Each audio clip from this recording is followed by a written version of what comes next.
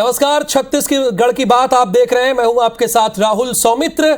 18 जुलाई को होने वाले राष्ट्रपति चुनाव को लेकर हलचल तेज है और पूरे देश में भी है, छत्तीसगढ़ में भी है। एनडीए की तरफ से द्रौपदी मुर्मू और विपक्ष की तरफ से यशवंत सिन्हा उम्मीदवार हैं। ये आप भली बात जानते ही हैं। दोनों नेता अपने पक्ष में समर्थन जुटाने की कोशिश तेज कर रहे हैं। इसी कड़ी में द्रौपदी मुर्मू आज राजधानी रायपुर पहुंची और सभी विधायकों और सांसदों से समर्थन उन्होंने मांगा है। उनके दौरे के बीच ही कांग्रेस ने सवालों और आरोपों की झड़ी लगा दी और सवाल एक नहीं 10-10, वो भी बहुत लंबे लंबे सवाल, जिस पर भारतीय जनता पार्टी ने पलटवार किया। राष्ट्रपति चुनाव को लेकर सवाल, समर्थन और सियासत पर चर्चा करेंगे। कांग्रेस से इस वक्त हमारे साथ राजेश तिवारी जी जुड़े हैं। बहुत स्वागत राजेश तिवारी जी आपका। और भारतीय जनता पार्टी का पक्ष रखने के लिए हमारे साथ केदार कश्यप जी जुड़े हैं। ये पूर्व मंत्री भी रहे। आपका भी बहुत स्वागत। आप दोनों से बहस करेंगे, लेकिन पहले एक रिपोर्ट दिखा देते हैं अपने दर्शकों को।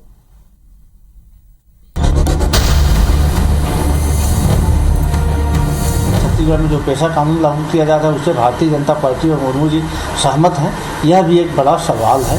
उसमें मीन में एक मत निकालो, किंतु परंतु मत करो। कांग्रेस को इससे पीड़ा हो रही है और पीड़ा इस बात की है कि क्योंकि वो कर नहीं पाए और आज उनके पास करने के लिए कुछ बाकी नहीं है। राष्ट्रपति चुनाव की तारीख जैसे जैसे नजदीक आ रही है, वैसे वैसे आरोप प्रत्यारोप का दौर भी तेज होता जा रहा है। एनडीए की प्रत्याशी द्रौपदी मुर्मू के छत्तीसगढ़ दौरे पर भी जमकर सियासी बयानबाजी हुई। इसकी शुरुआत कांग्रेस के राष्ट्रीय सचिव राजेश तिवारी की ओर से जारी एक बयान से हुई है। एआईसीसी सचिव राजेश तिवारी ने आरोप लगाया है कि देश भर में आदिवासियों के हितों पर किए जा रहे प्रचार और उनके वन अधिकार पर हो रही चोट से ध्यान भटकाने के लिए बीजेपी ने महिला आदिवासी को उम्मीदवार बनाया है। उन्होंने 10 सवालों की सूची सामने रखते हुए सवाल किया है कि क्या वो केंद्र सरकार की आदिवासी नीतियों का विरोध करेंगी, क्या उन सवालों का जवाब मतदान के पूर्व देंगी या पिंजरे में कैद पक्षी की तरह शोपीस बनी रहेंगी, क्या आदिवासी और वन अधिकारों की खातिर आवाज उठाएंगी, क्या वो जंगल के बेचने की नीति का समर्थन करती हैं, पेशा कानून का समर्थन करती हैं या नहीं। छत्तीसगढ़ में पेशा कानून जो लागू हो रहा है उसके संबंध में केंद्र सरकार की जो बाधाएं पैदा की जाती है उसके संबंध में उनका क्या बोलना है, क्या वे उससे सहमत हैं। छत्तीसगढ़ में जो पेशा कानून लागू किया जाता है उससे भारतीय जनता पार्टी और मुर्मू जी सहमत हैं, यह भी एक बड़ा सवाल है। कांग्रेस नेता के आरोपों पर बीजेपी के दिग्गज नेताओं ने पलटवार किया है कि कांग्रेस हमेशा आदिवासियों की बात करती है, लेकिन 50-60 साल तक सरकार में रहने के बाद भी उन्हें कभी आदिवासियों की सुध नहीं आई। बीजेपी नेताओं ने कहा कि कांग्रेस सोच के स्तर पर दिवालिया हो चुकी है, इसलिए पहली बार आदिवासी महिला को राष्ट्रपति बनाने की पहल पर भी सवाल खड़े कर रही है। पहली बार हिंदुस्तान के इतिहास में एक अनुसूचित जनजाति बेटी उस सर्वोच्च पद में बैठ रही है जिसमें आज तक बैठे। उसमें मीन में एक मत निकालो, किंतु परंतु मत करो। अंतरात्मा की आवाज से सबका सहयोग द्रौपदी जी को मिलना चाहिए। 50-60 साल तक सरकार में रहे और सरकार में रहने के बाद में उनको कभी सुध नहीं आया कि देश के संवैधानिक प्रभु किसी आदिवासी को हम बैठा सकें। आज यदि नरेंद्र मोदी जी की जो सोच है कि किसी दलित को बैठाएं, किसी आदिवासी को बैठाएं, किसी अल्पसंख्यक को बैठाएं, तो कांग्रेस को इससे पीड़ा हो रही है। जाहिर है राष्ट्रपति चुनाव के बहाने बीजेपी की नजर 2023 के विधानसभा और 2024 के लोकसभा चुनाव पर है। कई राज्यों में आदिवासी वोटर्स निर्णायक भूमिका में हैं, जिसमें छत्तीसगढ़ भी शामिल है। यहाँ करीब 32% आबादी आदिवासी है। ऐसे में बीजेपी ने महिला आदिवासी को राष्ट्रपति उम्मीदवार बनाकर बड़ा दांव खेला है। इस बात को कांग्रेस भी बखूबी समझती है, लिहाजा वो बीजेपी पर आदिवासी हितैषी होने का मुखौटा लगाने का आरोप लगा रही है। अब देखना है कि 2023 में आदिवासी वोट बैंक किसके पक्ष में जाता है। राजेश मिश्रा, IBC 24, रायपुर। राजेश तिवारी जी, आज तो 15 तारीख है, 18 तारीख को चुनाव होने हैं। ऐसे में आपने 10 सवाल पूछे हैं, इसके क्या मायने निकाले जाएं? जी देखिए, ये सवाल पूछने का जो कारण जो सामने मैंने जो रखा है, क्योंकि भारतीय जनता पार्टी ने जो है वो एक राष्ट्रपति का जो पद होता है एक संवैधानिक पद होता है, लेकिन इसको इन्होंने जो है जाति के साथ जोड़ने का जो काम किया। राष्ट्रपति या देश का प्रधानमंत्री या प्रदेश का मुख्यमंत्री या राज्यपाल क्या जाति के आधार पे चुना जाना चाहिए, योग्यता के आधार पे नहीं चुना जाना चाहिए। मुर्मू जी एक अच्छी महिला है, योग्य होंगी तो उनको योग्यता के आधार पे जो है वोट मांगना चाहिए। और लेकिन इसके पीछे जो षड्यंत्र जो मुझे नजर आ रहा है, इन्होंने जो 1927 के जो वन संरक्षण अधिनियम को बदलने की जो कोशिश की, इन्होंने 2019 में एक मसौदा तैयार किया था जिसमें आदिवासी वन क्षेत्र में अगर प्रवेश करता है, अगर वहाँ के पत्ते भी अगर वो तोड़ता है तो उसको जो है सजा का प्रावधान जो पहले जो था उसको 10,000 रुपया, और दोबारा अगर पकड़े जाने पे जो है वो 1 लाख रुपए का प्रावधान। दूसरा, वन अधिकारियों को जो है ज्यादा अधिकार की वो सीधे उनको गोली भी मार सकते हैं, और प्रमाणित करने की जिम्मेदारी जो है जो आरोपी होगा उसके ऊपर। मैं ये पूछना चाहता हूँ, जितने भी जो आदिवासी भाई हमारे रहते हैं, ये शेड्यूल एरिया में रहते हैं, रिजर्व फॉरेस्ट एरिया में रहते हैं, 2006 का वनाधिकार कानून जो संसद ने जो पारित किया है, जिनको वन संरक्षण का अधिकार उनको प्रदान किया गया है, उनको पट्टे दिए गए हैं, उनको वहाँ पे कृषि करने का अधिकार है, उनको मछली पालन का अधिकार है, उनको वन औषधि एकत्रित करने का अधिकार है, वन संपदा एकत्रित करने का उनको अधिकार है। लेकिन ये अधिकार जो है, इन्होंने जो मसौदा जो तैयार किया उसमें ये सारे अधिकार को छीन लेता है।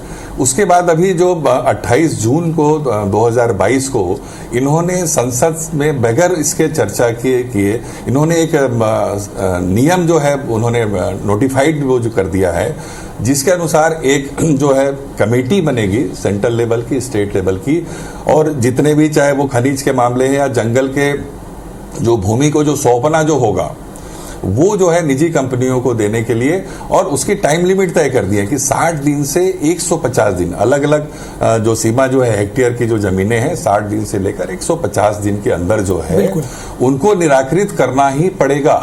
तो आखिर ये जो पेशा जो कानून है जो ये कहता है कि ग्राम सभा में कोई भी ग्राम सभा के बगैर जमीन अगर कोई अधिग्रहित करनी है, खनिज संपदा के लिए अगर कुछ करनी है तो ग्राम सभा की अनुमति आवश्यक है।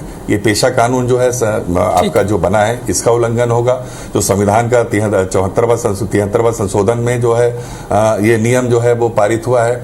उसके साथ साथ 2006 में जो FRA का जो कानून जो बना है इसका ये वायलेशन है, ये जो नियम जो पारित किया गया है। तो सिर्फ इसीलिए कि जिस प्रकार से रेलवे को बेचने का, एयरपोर्ट को बेचने का, जितने जो गवर्नमेंट सेक्टर के चीजों को बेचने का जो काम जो है नरेंद्र मोदी जी की सरकार कर रही है, वो इसीलिए कि जंगल को भी ये बेचने की दिशा में इनका मसौदा भी जो है एक कारपोरेट जो है उसको सौंपा गया, उन्होंने ये मसौदा को तैयार किया है।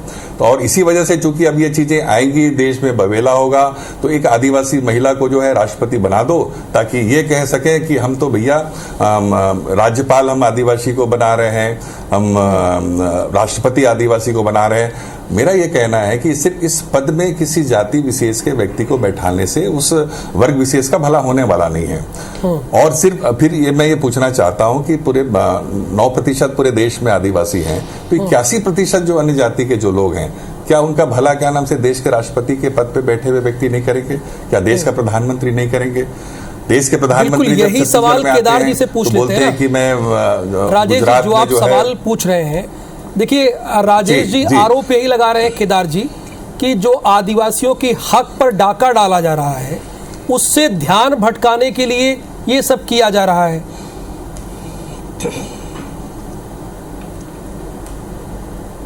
राहुल जी, पहली बात तो ये जो विषय है, इस विषय में जिस तरीके से कांग्रेस के जो पदाधिकारी ने, नहीं मालूम वो किस पद में है, कौन से दायित्व में है, इसकी कोई जानकारी नहीं है। और दूसरी ओर जब पहली बार आदिवासी महिला यदि राष्ट्रपति पद के लिए चुनने के लिए आज स्थिति में है तो कांग्रेस पार्टी के पेट में दर्द होता है।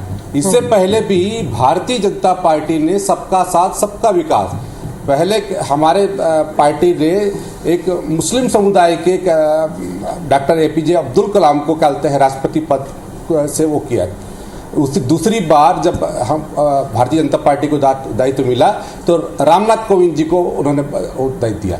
आज ट्राइबल समाज की बेटी यदि आगे पढ़ रही है, आगे बढ़ रही है, आज वो राज्यपाल रह चुकी हैं, मंत्री रह चुकी हैं, सामाजिक क्षेत्र में काम कर चुकी हैं, तो अब इनके पेट में दर्द। अभी डबल पॉलिसी बात करते हैं कि वो मतलब पढ़ी लिखी और इस टाइप से बात कर रहे हैं। कांग्रेस पार्टी पहले ये तो बताए कि जब उनकी सरकार थी तब वो 5वीं पास के लोगों को कहते हैं राष्ट्रपति पद से नवाजा था। इनकी जानकारी में है कि नहीं है? दूसरी बात एक और कि जो रात के आधी रात में उठ करके वो इमरजेंसी लगाने के उस पर साइन करने वाले लोग बैठे हुए थे, जो इनके कहते हैं वो थे, ये इस तरीके के लोग आज यहाँ पर कहते हैं हमारे आदिवासियों की बात करते हैं। आज हमारी आदिवासी बेटी, आज हम बेटी दिल्ली में जा रही है और दिल्ली में आज उनको चाहे वायुसेना हो, चाहे जल सेना हो, चाहे थल सेना हो, आज तीनों प्रमुख उनको कहते हैं और सलामी देंगे। जहाँ पर हमारे कांग्रेस की बात है तो कांग्रेस ने तो आदिवासियों को चाहे छत्तीसगढ़ हो चाहे वो दिल्ली हो, वहाँ पर ले जा करके इन्होंने क्यों नचाने का काम किया है। आज इसी के कारण से इनकी मानसिकता ऐसी हो गई है। और जहां तक अधिकार वनाधिकार पत्र की बात हो, FRA की बात हो, वो उसके संदर्भ में मैं कहना चाहूंगा भारतीय जनता पार्टी ने जितने वनाधिकार पत्र बांटे, आज मैं पूछना चाहता हूं कांग्रेस पार्टी से, आज इनके यहां पर पाइपलाइन में कितने वनाधिकार पत्र हैं, कितने वनाधिकार पत्र बांटे। इन्होंने बड़ी बड़ी घोषणा की थी ना कि सरकार बनने के बाद ये जितने कहते हैं मामले जो निरस्त हुए हैं उनको हम 100% उनको हम वनाधिकार पत्र देंगे। कितने मामले हुए? आज पूरा जंगल कटने की स्थिति कट रहा है, सैकड़ों एकड़ जंगल कट रही है। दूसरी ओर पेशा एक्ट के बारे में बात कर रहे थे। पेशा एक्ट का मसौदा यहाँ पर कहते हैं वहाँ ड्राफ्ट उनको सहमति मिली। क्या जनता के समक्ष में इस बात को लाया गया क्या कि पेशा एक्ट में क्या क्या रखा गया है? आज यहाँ पर सरेआम तरीके से जहां हमारे वनवासी क्षेत्र में लगातार रेत खोद करके यहाँ पर ठेकेदार निकाल रहे हैं और बिना उस 5वीं अनुसूचित क्षेत्र है।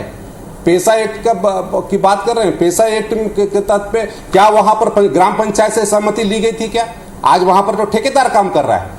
आज यदि कोई उसका विरोध करता है तो उसके हत्या करने की नौबत आ जाती है। पूरे प्रदेश में माफिया राज हावी हो चुका है और ऐसे लोगों को आपके इसी प्रश्न का जवाब सीधे राजेश जी से लेते हैं। संरक्षण दे रही है, वो अपनी बारी की प्रतीक्षा भी कर रहे हैं। राजेश जी।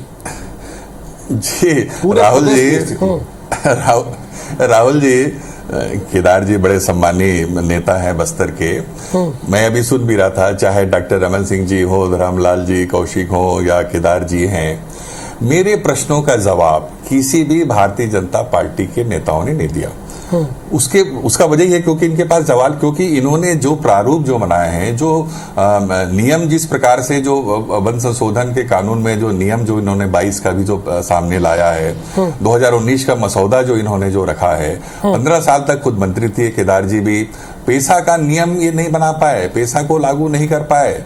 4.5 लाख इनको मालूम है, 4.5 लाख आदिवासी भाइयों के जो व्यक्तिगत दावे को इनकी सरकार ने खारिज किया था और उसके बाद इन्होंने एक सर्टिफिकेट दे दिया था। वो तो हमारे पूरे रिसोर्स राइट जो है छत्तीसगढ़ के कंप्लीट कर लिए गए हैं, जो कांग्रेस ने जो विरोध इस बात को किया था। तो मैंने जो 10 सवाल लिए हैं, ये बातों को दूसरी तरफ ये लेकर जा रहे हैं।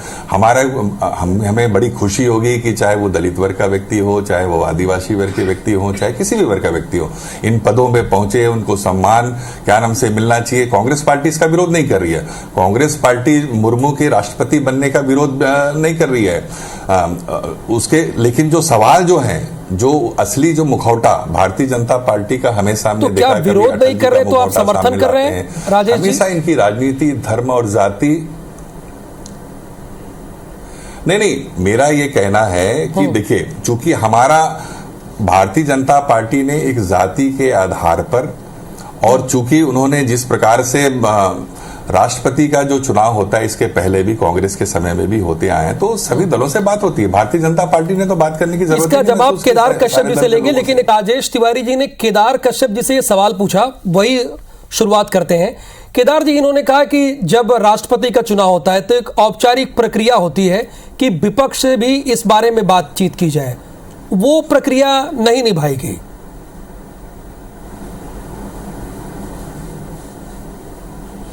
देखिए, विपक्ष का जो मूल हो रहा है वो सरकार के पार्टी के जितने भी नीतियां हैं उसका विरोध करना।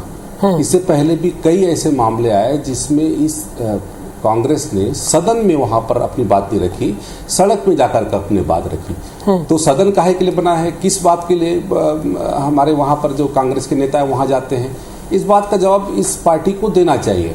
मैं आपकी जानकारी में बताना चाहता हूं, अभी मैं सुन रहा था 2012 में जब भारतीय जनता पार्टी एनडीए के टीम ने पूरे पीएस संगमा जी जो उस समय के पूर्व लोकसभा अध्यक्ष रह चुके हैं, बिल्कुल वो थे।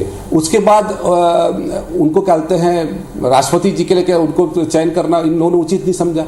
उस समय तो आप सोच लीजिए कि इनकी आदिवासी विरोधी मानसिकता कैसी है। 70 साल से जो स्थिति है पूरे देश में, ये हमारे लोगों को आज भी अंधेरे में रखना चाहते हैं, ये हमारे लोगों को उसी गरीबी की स्थिति में रखना चाहते हैं, वही वनोपज पे रखना चाहते हैं। आज हमारे यहाँ पर जिस तरीके से हमारे भारतीय जनता पार्टी ने, चाहे वो ट्राइबल का अलग विभाग बनाया हो, चाहे वो क्या कहते हैं यहाँ पर 111 आकांक्षी जिले बना करके उसका अलग से निर्माण करने की व्यवस्था को सुरक्षित करने की बात करनी हो, या फिर सारे जो यहाँ पर चाहे डीएमएफटी की राशि हो, आज ये कांग्रेस के लोग यहाँ पर केवल हमारे लोगों से गोबर बिनाने पर विश्वास रखना चाहते हैं और किसी और पर नहीं जाना चाहते। देश के प्रधानमंत्री आज हमारे यहाँ पर, चाहे वो मेडिकल कॉलेज हो, आज चाहे हमारे यहाँ पर बैठे हुए हैं, कांकेर में मेडिकल कॉलेज किसने बनाया? भारतीय जनता पार्टी ने बनाया है। जगदलपुर में मेडिकल कॉलेज किसने बनाया? भारतीय जनता पार्टी ने बनाया। अंबिकापुर में मेडिकल कॉलेज किसने बनाया? भारतीय जनता पार्टी ने बनाया। कांग्रेस पार्टी कर क्या रही है? आज एक स्कूल तो खोल नहीं पा रही है और अभी बड़ी बड़ी बातें करते हैं। आदिवासी हितों की बात कर रहे थे ना, यहाँ पर आदिवासी के हितों को मैं एक उदाहरण देना चाहता हूँ। सुकमा नारायणपुर जैसे जगह पर, वहां पर जब जिला प्रशासन उनकी बात नहीं सुनता है तो 10-10 हजार के लोग वहां पर भीड़ एकत्रित होकर के कलेक्ट्रेट का घेराव करते हैं, और उसके साथ साथ जब वो उनका घेराव करते हैं तो यही कांग्रेस पार्टी उनके ऊपर डंडे बरसाने का काम करती है। तो ये आदिवासियों के साथ में है। आज हमारे लोगों को पदयात्रा करनी पड़ रही है अपनी बातों को मनाने के लिए, हमारे राज्यपाल से मुलाकात करने के लिए समय लेना पड़ रहा है, यहाँ पर क्या धरना प्रदर्शन करना पड़ रहा है।